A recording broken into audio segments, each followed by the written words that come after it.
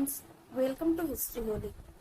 इस वीडियो में हम इंडियन फिलॉसफी के बारे में देखेंगे। इसके पहले के वीडियो में हमने डेवलपमेंट ऑफ इंडियन फिलॉसफी देखी थी कि इंडियन फिलॉसफी का डेवलपमेंट कहाँ से और कैसे हुआ, उसमें कितने पार्ट थे, कौन कौन से थे, आस्तिक हो गए, नास्तिक हो गए, और इस ट्रेडिशन में कौन कौन से आते थे, ये सारे चीज। ठीक है, तो नास्तिक ट्रेडिशन हम बाद में देखेंगे। अभी इस वीडियो में हम आस्तिक ट्रेडिशन देखेंगे इंडियन फिलॉसफी का। ठीक है, जिसमें कि मेनली 6 सिस्टम होते थे। ठीक है, उन सारे के बारे में डिटेल से, उनके फाउंडर कौन थे, उनकी इंपॉर्टेंट बुक्स कौन सी थी, किस जो है सेंचुरी में आए थे वो। ठीक है, उसकी इंपॉर्टेंट टीचिंग क्या थी उन ट्रेडिशंस की, ये सारा कुछ हम डिटेल में इस वीडियो में देखेंगे। ठीक है, तो वीडियो में आगे बढ़े इससे पहले अभी तक जिन लोगों ने चैनल को सब्सक्राइब नहीं किया है वो प्लीज चैनल को सब्सक्राइब कर दें, वीडियो को लाइक कर दें एंड शेयर कर दें। अब हम बढ़ते हैं वीडियो में आगे और देखते हैं सबसे पहला 6 सिस्टम ऑफ आस्तिक ट्रेडिशन का। सबसे पहले देखते हैं हम इसमें कि पेयर्स नॉर्मली कौन कौन से बनते हैं। पूर्व मीमांसा और उत्तर मीमांसा। ठीक है, उत्तर मीमांसा को वेदांत भी बोला जाता है। नेक्स्ट न्याय एंड वैशेषिका, सांख्य एंड योग, ये 3 पेयर्स होते हैं और मेनली 6 सिस्टम होते हैं आस्तिक ट्रेडिशन के। सबसे पहला देखते हैं हम क्या, पूर्व मीमांसा। तो पूर्व मीमांसा, मीमांसा का मतलब क्या होता है? तो मीमांसा का मतलब होता है कि एक्सप्लेनेशन, व्याख्या किसी चीज की करना। ठीक है, तो पूर्व मीमांसा में क्या है, वैदिक, ठीक है, यानी कि वेदों की एक्सप्लेनेशन की गई है पूर्व मीमांसा में। और जो पूर्व मीमांसा के इम्पोर्टेंट थिंकर हैं वो कौन है, जैमिनी। ठीक है, जैमिनी जिन्होंने की मीमांसा सूत्र भी लिखा है। ठीक है, और ये पूर्व मीमांसा ट्रेडिशन जो है वो आया था कब, 2nd सेंचुरी BCE में। एक तरीके से सबसे पुराना ट्रेडिशन, आस्तिक ट्रेडिशन का सबसे पुराना क्या है, पूर्व मीमांसा है। ठीक है, जो पूर्व मीमांसा है इसको, इसके जो फॉलोअर होते हैं या इसमें जो टीचिंग बोली गई है उसमें ये है कि ये लोग सबसे ज्यादा जो जोर देते हैं वो किस चीज पे देते हैं, सैक्रिफिशियल चीजों पे जोर देते हैं। यानी कि जैसे कि यज्ञ हो गया, पूजा पाठ हो गई, इन सारी चीजों पे बहुत ज्यादा जोर देते हैं। ठीक है, और इनका मानना है कि जो सेल्वेशन है, मोक्ष की प्राप्ति केवल और केवल की जा सकती है वेदास के थ्रू। जो प्रिंसिपल होते हैं वेदास के, उसी के थ्रू हम जो है क्या कर सकते हैं, मोक्ष की प्राप्ति कर सकते हैं। जो सैक्रिफिशियल चीजें होती हैं उसके थ्रू हम मोक्ष की प्राप्ति कर सकते हैं, दूसरा और कोई मार्ग नहीं है। ठीक है, नेक्स्ट आते हैं हम उत्तर मीमांसा। उत्तर मीमांसा जिसको कि वेदांता भी बोला जाता है। ठीक है, और इनका फोकस मेनली होता है कि किस पे, नॉलेज पे, और किस पे, उपनिषद के इंटरप्रिटेशन पे बेस्ड होता है। ठीक है, आप इसके पहले पूर्व मीमांसा देखेंगे, उसमें क्या था कि पूरा का पूरा फोकस किस पे होता था, वेदास पे होता था। ठीक है, प्रिंसिपल ऑफ वेदास पे होता था। और उत्तर मीमांसा या वेदांत, जैसा कि इसके नाम में ही है क्या, वेदांत, वेद के अंत में क्या होते हैं, उपनिषद होते हैं, तो इनका फोकस किस पे होता है, उपनिषद पे होता है। ठीक है, और इनका सैक्रिफिशियल पे नहीं होता, जैसे उनका क्या था, सैक्रिफिशियल चीजें उनकी सेंट्रल होती थी पूर्व मीमांसा की। ठीक है, लेकिन उत्तर मीमांसा में क्या होता है, सैक्रिफिशियल चीजें नहीं होती हैं, इसमें नॉलेज, ये लोग नॉलेज पे फोकस करते हैं। ठीक है, एज कंपेयर टू ये यज्ञ पूजा पाठ, इसके जो है इसको नहीं, बल्कि वो किस पे फोकस करते हैं, नॉलेज पे फोकस करते हैं। ठीक है, और उपनिषद का इंटरप्रिटेशन करते हैं। और उत्तर मीमांसा या वेदांत का जो की टेक्स्ट है वो क्या है, बदरायन का ब्रह्म सूत्र या वेदांत सूत्र, और इसके फाउंडर भी कौन है, बदरायन है। ठीक है, और बदरायन ने ही लिखा है ब्रह्म सूत्र या वेदांत सूत्र, और ये सिर्फ और सिर्फ ब्राह्मण की रियलिटी को ही मानते हैं। इनके अनुसार सर्वश्रेष्ठ कौन है, ब्राह्मण, बस हो गया।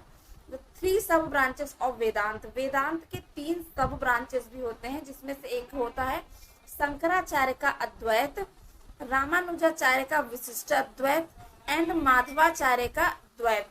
ठीक है, ये 3 इंपॉर्टेंट सब ब्रांच है किसके, वेदांत के। इसके अलावा इनका जो अल्टीमेट एम ऑफ नॉलेज होता है वो क्या होता है, मोक्ष। ठीक है, जैसे कि आपने पूर्व मीमांसा में देखा, पूर्व मीमांसा में जो प्रिंसिपल ऑफ वेदास हैं, सैक्रिफिशियल चीजें हैं, ठीक है, उनके थ्रू आप क्या कर सकते हैं, मोक्ष को, सेल्वेशन को प्राप्त कर सकते हैं।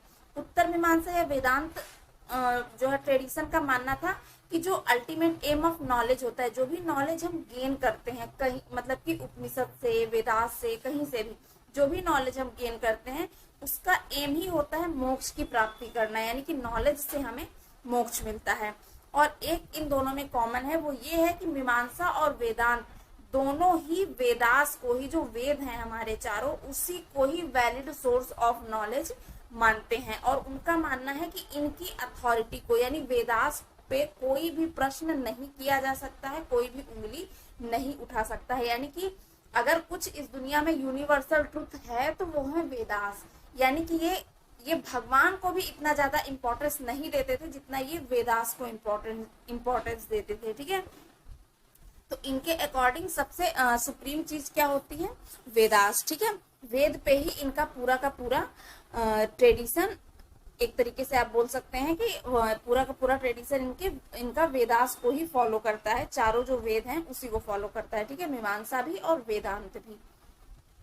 अब हम आते हैं नेक्स्ट पे, जो है वैशेषिका। वैशेषिका जिसके की फाउंडर हैं ऋषि उलूक कन्नड़, ठीक है। उलूक कन्नड़ के द्वारा वैशेषिका स्कूल का, वैशेषिका ट्रेडिशन का फाउंडेशन किया गया था 2nd सेंचुरी BCE में, ठीक है। हालांकि वैशेषिका काफी पुराना है, लेकिन ये आया जो है किसमें, 2nd सेंचुरी BCE में, ठीक है। और ये क्या करता है, ये डील करता है मेटाफिजिक्स के साथ, ठीक है, जिसका कि ऑब्जेक्टिव जो होता है वो होता है रियलिस्टिक फिलॉसफी ऑफ यूनिवर्स, ठीक है, यानी कि यूनिवर्स का एक रियल फिलॉसफी देखना। और वैशेषिका स्कूल के अकॉर्डिंग, जो स्कूल ऑफ फिलॉसफी है उसके अकॉर्डिंग यूनिवर्स क्या है, यूनिवर्स को आप एक फाइनाइट नंबर में रिड्यूस कर सकते हैं, ठीक है। और जो ब्राह्मण्स होते हैं वो होते हैं कि किसी भी इन एटम्स को अच्छी तरीके से फोर्सफुली, फंडामेंटली इनको समझाना, इनको इलेबोरेट करना, वो सब किसका काम होता है, ब्राह्मण्स का काम होता है। यानी इनका मानना भी, इनके लिए भी सुप्रीम कौन था, वैशेषिका स्कूल के लिए भी ब्राह्मण थे, ठीक है। और इनका जो है ऑब्जेक्टिव, और ये रियलिस्टिक फिलॉसफी ऑफ यूनिवर्स में बिलीव करते थे, जो सामने आंखों से दिखाई देता था उस यूनिवर्स में ये बिलीव करते थे, ठीक है। अब हम आते हैं न्याय फिलॉसफी पे। न्याय फिलॉसफी जिसके की फाउंडर कौन है, अक्षपड़ा गौतम, ठीक है, अक्षपड़ा गौतम। और इसका फाउंडेशन हुआ था 3rd सेंचुरी BCE में, ठीक है। और जो न्याय फिलॉसफी है वो कंसर्न होती है लॉजिक एंड एपिस्टेमोलॉजी, ठीक है। लॉजिक और एपिस्टेमोलॉजी इनका, यानी कि एपिस्टेमोलॉजी एक तरीके से क्या होता है, बेस्ड ऑन नॉलेज। तो लॉजिक और नॉलेज पे ये क्या करते हैं, इनका फोकस ज्यादा होता है। लॉजिकली किसी चीज को सोचना, यानी कि सिर्फ बोल देना और मान लेना, इनका जो है ये ऐसा नहीं मानते हैं। जैसे कि अभी आपने पूर्व मीमांसा, उत्तर मीमांसा, इन सब में क्या देखा कि ये वेदास को ही सुप्रीम मानते हैं, जो लिखा है वेद में वही यूनिवर्सल ट्रुथ है। जबकि न्याय फिलॉसफी ऐसा नहीं मानती, ये लॉजिकली किसी भी चीज को देखते हैं, ठीक है, उसके पीछे का लॉजिक क्या है, ठीक है। और इन लॉजिक से ही इनके जो फॉलोअर है उनको सेटिस्फाई किया जा सकता है, लॉजिक और एपिस्टेमोलॉजी यानी नॉलेज के बेस पे, ठीक है। और मेनली न्याय मेथड में क्या होते हैं, न्याय जो है फिलॉसफी में 5 स्टेज होते हैं आर्ग्यूमेंट के। जैसे कि अगर आप लॉजिकली किसी चीज को प्रूव करेंगे तो आपको लॉजिकली प्रूव करने के लिए आर्ग्यूमेंट करना होगा। आपको हर चीज का क्या हो, आर्ग्यूमेंट मेनली क्या होता है, उसमें रीजंस होते हैं जो कि आपके स्टेटमेंट को डिफाइन करें, वो रीजंस होते हैं आर्ग्यूमेंट, ठीक है। तो आपको अपने आर्ग्यूमेंट, आपने जो भी बात बोली है, आपका जो भी स्टेटमेंट है, उसको लॉजिकली प्रूव करने के लिए आपको आर्ग्यूमेंट करने पड़ेंगे। आपको उसके अलावा उसके फेवर में और भी सारे स्टेटमेंट देने पड़ेंगे जो कि आपके स्टेटमेंट को सेटिस्फाई करें, ठीक है। यानी कि फाइनली आपके स्टेटमेंट को वो सारी स्टेटमेंट प्रूफ करें, ठीक है। ये होता है क्या, लॉजिक, आर्ग्यूमेंट, ठीक है। तो इसमें क्या होते हैं, 5 स्टेज होते हैं आर्ग्यूमेंट में, न्याय फिलॉसफी में, ठीक है।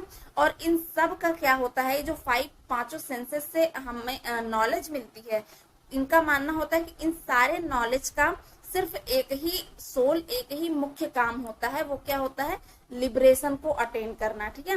ये जो हमारा साइकिल है लाइफ और बर्थ, इससे फ्री होना, यानी कि सेल्वेशन या मोक्ष की प्राप्ति करना। तो हम अपने इस लॉजिकल नॉलेज से, अपने एपिस्टेमोलॉजी जो हमारा नॉलेज बेस्ड चीजें हैं, उनसे हम क्या करते हैं, लिबरेशन प्राप्त करते हैं, मोक्ष की प्राप्ति करते हैं। ये हमारा किसके, न्याय फिलॉसफी के लोगों का या उनके फॉलोअर्स का मानना था, ठीक है। अब हम नेक्स्ट आते हैं सांख्य फिलॉसफी पे। सांख्य फिलॉसफी जिसका फाउंडेशन किया गया ऋषि कपिल के द्वारा, कपिल मुनि, ठीक है। ऋषि कपिल के द्वारा किया गया। और सांख्य फिलॉसफी जो थी ये डुअलिस्टिक फिलॉसफी थी। डुअलिस्टिक फिलॉसफी मतलब इसमें दो पार्ट थे, कौन, पुरुष और प्रकृति। पुरुष क्या होता था, एक स्पिरिचुअल प्रिंसिपल या आपकी सोल, आत्मा, ये क्या होती है, पुरुष होती है। और प्रकृति क्या होता है, मैटर या नेचर, जो हमारे आसपास सारा नेचर है ये प्रकृति हो गया। और जो हम हैं यानी कि आत्मा, ये क्या हो गई, पुरुष हो गई। तो ये क्या हुई, एक तरीके से डुअलिस्टिक फिलॉसफी हुई, क्या, सांख्य फिलॉसफी। ठीक है, सांख्य फिलॉसफी किस पे जो है होती थी, क्या होती थी, डुअलिस्टिक फिलॉसफी होती थी, पुरुष और प्रकृति। ठीक है, और सांख्य फिलॉसफी के 3 इंपॉर्टेंट गुण या क्वालिटीज होती थी, जो कि होती थी कौन कौन सी, सत्य, सत्व, रजस और तमस।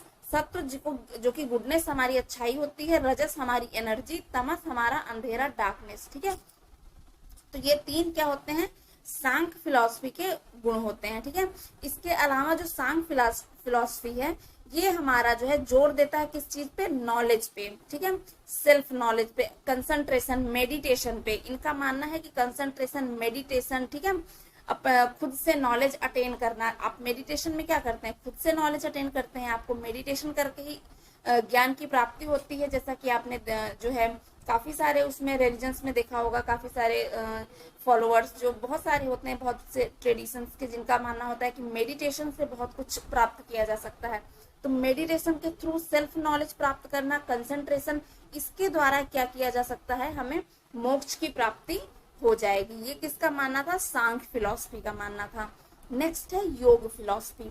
योग का फाउंडेशन किसके द्वारा किया गया था, ऋषि पतंजलि के द्वारा। और उनके द्वारा बुक भी लिखी गई थी योग पे, कौन सी, योग सूत्र। ठीक है, तो योग फिलॉसफी, योग स्कूल के फाउंडर हैं पतंजलि, और इन्होंने बुक लिखी है इस पे, योग सूत्र। ठीक है, और इसने इंट्रोड्यूस किया था क्या, बॉडी और माइंड का जो डिसिप्लिन के मेथड होते हैं उसको इंट्रोड्यूस किया था योग फिलॉसफी ने। ठीक है, यानी कि आपको अपने माइंड को और अपनी बॉडी को किस तरीके से कंट्रोल में रखना है, एक डिसिप्लिन में रखना है, इस चीज को लोगों को किसने बताया था, योग फिलॉसफी ने बताया था। ठीक है, और मेनली 8 स्टेज होते हैं योग में। ठीक है, जिसमें 5 बॉडी के लेवल पे होते हैं और 3 सेल्फ के लेवल पे होते हैं। यानी कि एक तरीके से आत्मा, मतलब कि अपने आप से ऊपर, जैसे आप बॉडी के लेवल वाला पहले आप स्टार्ट करेंगे। ठीक है, ये आपका शुरू होता है मेनली नाभि से शुरू होता है और एकदम मस्तक पे जाके खत्म होता है। ठीक है, ये जो पूरे के पूरे 8 स्टेज होते हैं योग के। ठीक है, तो ये 8 स्टेज क्या होते हैं, 5 बॉडी के लेवल पे होते हैं, मस्तक पे जाके खत्म होते हैं, और 3 जो है सेल्फ के लेवल पे होते हैं, जो कि आपको मेडिटेशन के थ्रू सेल्फ नॉलेज मिलती है। ठीक है, तो ये 8 स्टेज है किसके, योग फिलॉसफी के। और इनका जो है योग फिलॉसफी जो है, इनका बिलीव था, इनका मानना ये था कि योग, ये जो 8 स्टेज होते हैं योग के, इसी के द्वारा हम क्या करते हैं, मोक्ष की प्राप्ति करते हैं। ठीक है, जो 8 स्टेज है यानी कि 5 बॉडी के लेवल पे और 3 सेल्फ के लेवल पे, जब हम इसको क्रॉस कर लेते हैं तो हमें क्या होती है, मोक्ष की प्राप्ति होती है। और हम ये जो बर्थ और रीबर्थ का साइकिल है, ठीक है, डेथ और बर्थ का साइकिल, हम इससे क्या हो जाते हैं, मुक्त हो जाते हैं, फ्री हो जाते हैं। ठीक है, तो ये थे हमारे 6 सिस्टम ऑफ आस्तिक ट्रेडिशन या इंडियन फिलॉसफी के 6 सिस्टम। ठीक है, तो इस वीडियो में इतना ही। अगर वीडियो आपको अच्छी लगी हो तो please like, share and subscribe. और बाकी के ट्रेडिशंस यानी कि जैन, बुद्धिज्म, चारवाक, आजीविका, ये सब हम नेक्स्ट वीडियो में देखेंगे। Thank you.